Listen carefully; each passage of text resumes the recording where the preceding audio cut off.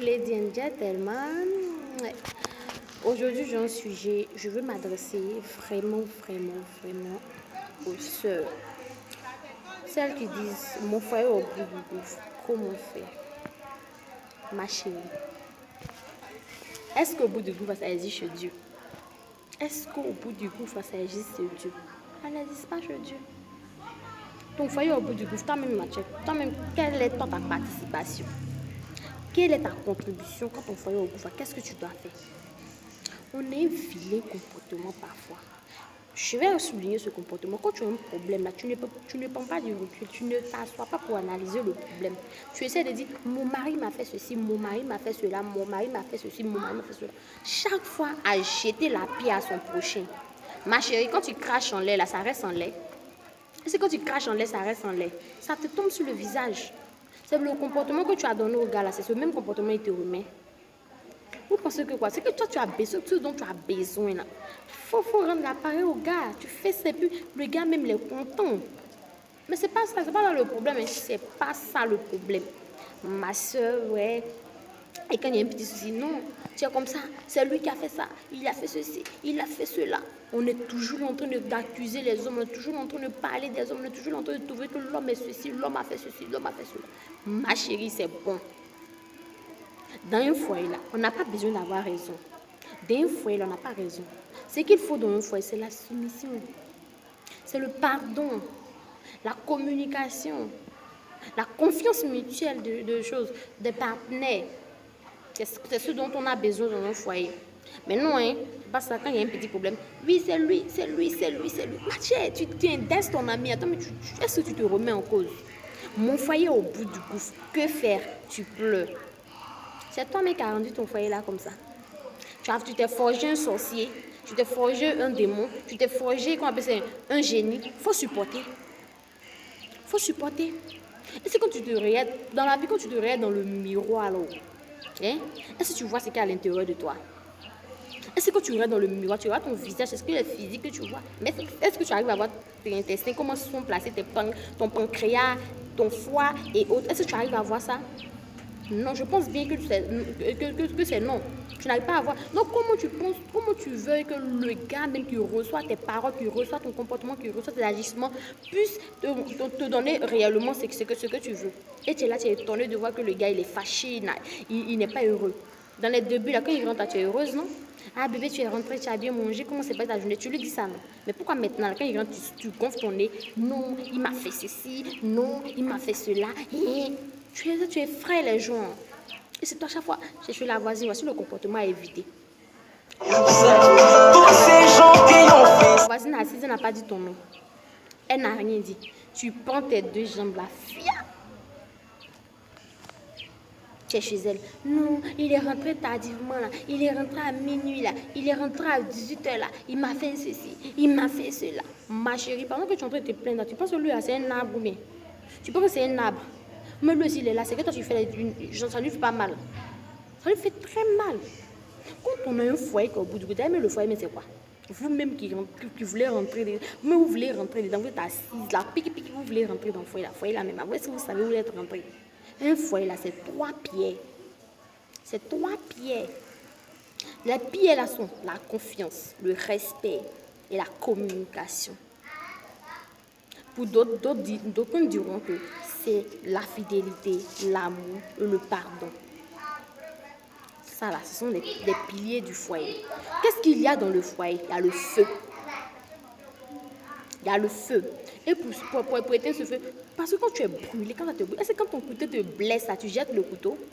Est-ce que ton couteau te blesse, là, tu jettes? Tu prends le couteau, demain, quand tu te coupes encore tes oignons et puis tes aubergines. Tu ne jettes pas le couteau.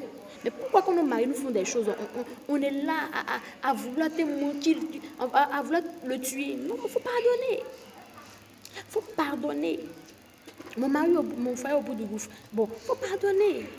Tant que toi tu pardonnes pas, tant que toi tu pardonnes pas, tu n'arrives pas à pardonner ton chéri là. Tu veux qu'il n'a qu'à pardonner. Mais tu veux que ça n'a qu'à aller comment? Oui, ça ne peut pas aller.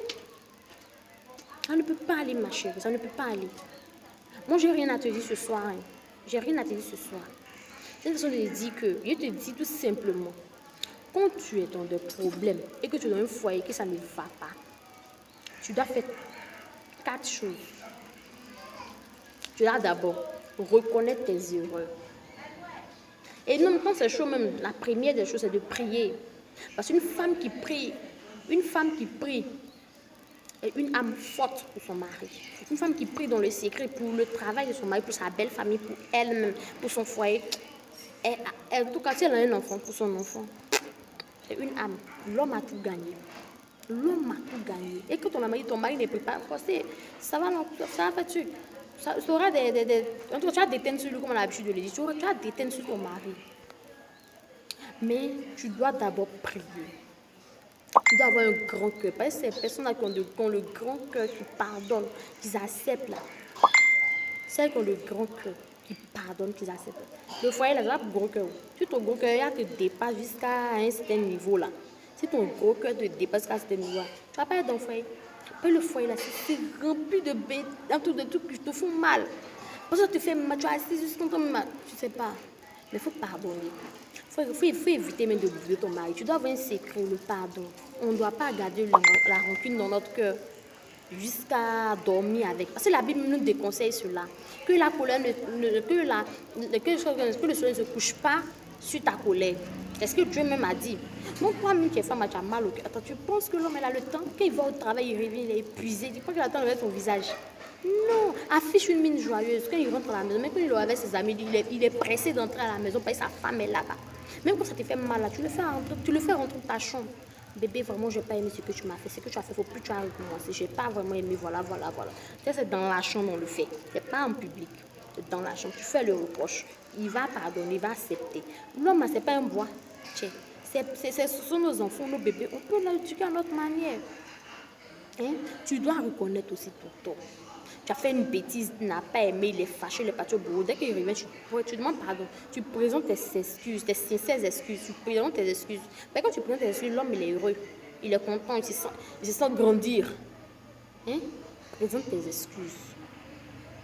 Quand tu vois que ça ne va toujours pas, tu prends du recul, tu analyses, tu te remets en cause. Est-ce que c'est pas moi? Est-ce que c'est pas moi?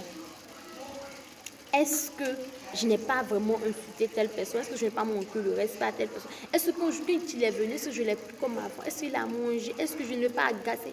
Mais non, tu ne peux pas te mettre en cause parce que toi, tu penses que tu as raison. On n'est pas dans le foyer pour avoir raison. On n'est pas dans le foyer pour avoir raison, ça n'existe pas dans le foyer. Quand tu es dans le foyer, il faut pardonner. Qu'il ait raison ou pas, ce n'est pas ton problème. Toi, tu demandes pardon seulement. Mais tu donnes ton point de vue quand même. Tu essaies même s'il n'a pas raison, tu essaies par la meilleure façon de lui donner des conseils. Pour qu'il arrête. Hein? Tu dois pardonner. Tu dois reconnaître tes erreurs. D'abord, tu dois prendre du recul, analyser le problème. Qu'est-ce qui fait que toi et ton mari ne vous entendez pas? Tu analyses le problème. Si c'est toi, d'abord, quand tu finis d'analyser, tu te remets en cause. Quand tu finis de te remettre en cause, tu as commis une gaffe, tu prends tes excuses. Que tu aies raison ou pas, prends tes excuses seulement. Quand tu finis de prendre tes excuses, tu commences à prier pour que Dieu puisse établir l'ordre. Si ton mari n'a pas aimé, par exemple, quand tu l'es rentré, il était épuisé, quand tu t'es parlé, tu as crié, tu lui as dit, ah, pardon. Après, tu t'assois, tu dis vraiment, si vraiment j'ai fait ceci, pardonne-moi. Si j'ai fait cela, pardonne-moi. Quand on reconnaît ses erreurs, même avec Dieu, même quand on reconnaît nos erreurs, Dieu nous pardonne. Pourquoi ne pas reconnaître ses erreurs? Mais on ne veut pas, hein. Nous femmes, on ne veut même pas reconnaître nos erreurs. Ouais, c'est celui-là. C'est lui-là. C'est notre mari-là. Non, il m'a fait ceci, il m'a fait cela. On se joue toujours les victimes. Toi, tu es victime ou ça? Tu fais des bêtises, tu te comportes comme chat. Chat, là, c'est lui qui pique. C'est-à-dire qu'il provoque le chien à chaque moment. Comme ce chien qui aime aboyer, là. Le chien, on dit c'est le chien qui aime pas la femme, c'est chat. Tu te comportes comme chat. Tu provoques le gars maintenant, son cœur est chaud. Et puis tu es là. Tu peux gifler une personne qui n'a rien fait, puis il va s'asseoir pour des... Si c'est pas les larmes ne coulent pas. Tu l'as giflé, ses larmes vont couler. Aïe! Tu frappes un enfant et tu lui demandes de ne pas pleurer. Ma chérie, il faut te calmer. Pour prendre du recul quand ça ne va pas, quand on fait au bout du gouffre, il faut savoir qu'au bout du gouffre, là, ça n'existe pas chez Dieu. Tu prends du recul, tu analyses le problème. Et quand tu analyses le problème, tu pries, tu reconnais tes torts. Quand ton tort, si ton mari t'a fait des bêtises, il t'a fait des choses qui ne vont pas plus, vraiment, tu pardonnes ton mari. Il faut toujours avoir le pardon. Il faut avoir confiance en ton mari. Même si ce soir il vient à minuit, tu as besoin de lui dire ça.